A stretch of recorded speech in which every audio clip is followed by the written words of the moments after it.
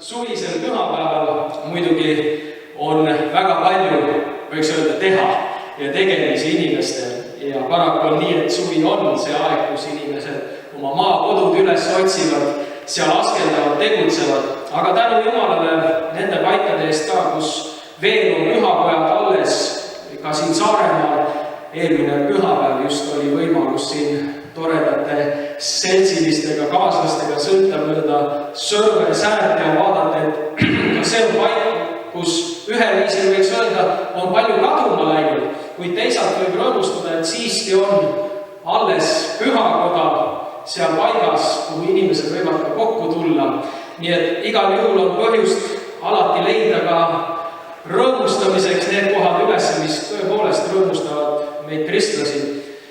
Paraku on nii, et väga palju Euroopas juba pühakojad leiavad teise funktsiooni ja täidetakse teistsuguste üritustega, millest on muidugi kahju, aga peame olema tänulikud Jumalale, et siin Saaremaal siiski ei ole kõik päris lootusetu ja pühakodades ikkagi teenistused käivad. Muidugi me ei saa võrrelda neid siin esimese Eesti ajaga, kus Sõrvesääres ka oli väga suur usklike hulk käimas koos, kuid sõda tegi oma töö ja paljud läksid ka seal.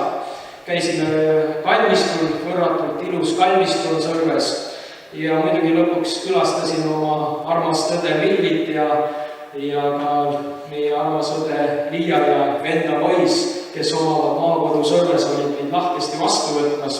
Olime osadusest, tundsime rõõmu üksteisest, tundsime rõõmu sellest, et Jumal on tõepoolest teinud head tööd seal paigas. Ja tänu Jumalale saime palvetada ka inimeste eest, kes on täna ühel viisil poole teel, otsimas lahendusi oma elu jaoks.